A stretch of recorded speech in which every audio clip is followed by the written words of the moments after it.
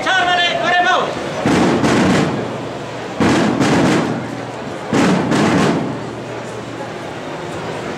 Bună ziua!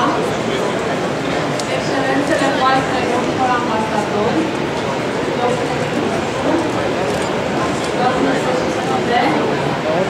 domnilor președinți, domnilor și domnilor.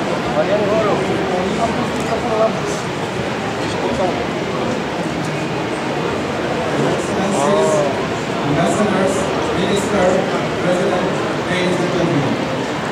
Vă mulțumim pentru prezența dumneavoastră alături de noi la ceremonia de deschidere oficială a ediției de primăvară din acest an a Centrului de Turism al României.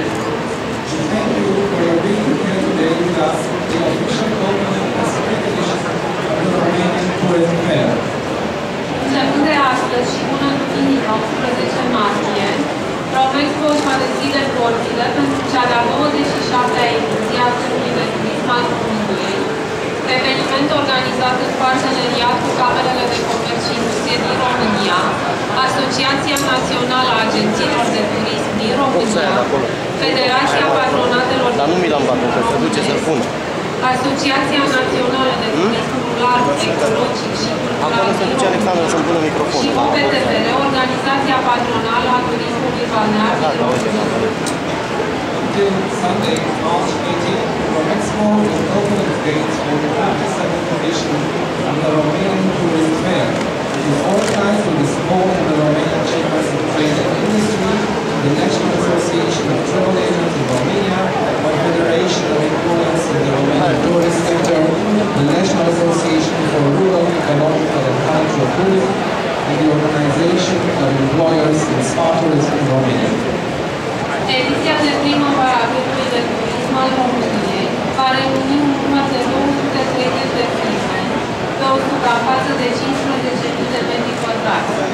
Ne bucurăm și în acest an de un grad ridicat de internaționalizare, însemnând ambasade, ministere și oficii de promovare turistică, care provin din următoarele țări: Algeria, Argentina, Austria, Brazilia, Bulgaria, Chile, Croația, Egipt, Emiratele Arabe Unite, Grecia, Indonezia, Israel, Italia, Macedonia, Mexic, Muntenegru, Palestina, Peru, Polonia, Serbia, Slovacia, Spania, România, Turcia și Ungaria.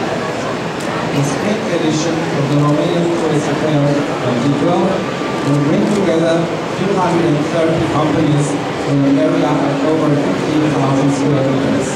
We are glad to say that this year too, our fair is an international one with embassies, ministries and tourist promotion offices coming from the following countries: Algeria, Argentina, Austria, Brazil, Bulgaria, Chile, Croatia, Egypt, United Arab Emirates, Greece, Indonesia, Israel, Italy, Macedonia, Mexico, Montenegro, Palestine, Peru, Poland, Serbia, Slovakia, Spain, Romania, Turkey, and Hungary.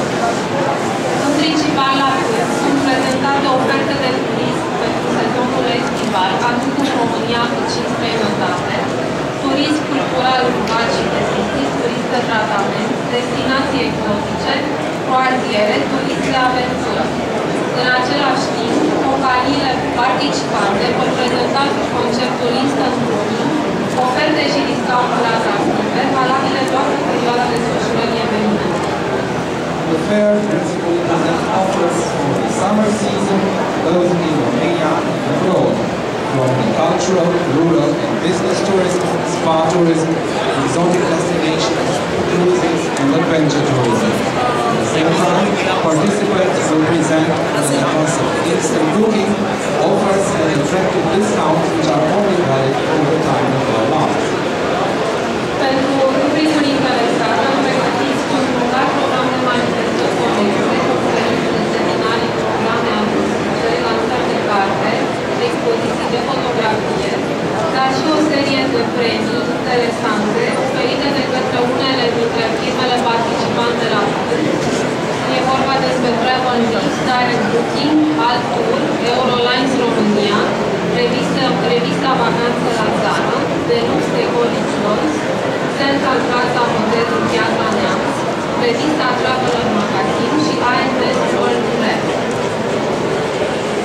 A large range of related events, that is, conferences, seminars, art programs, book launches, documentaries, and photo exhibitions are here for the interested visitors, just like is a series of prizes offered by some exhibitors that I will mention. That is Travel Mix, Direct Booking, Altour, Eurolines Romania,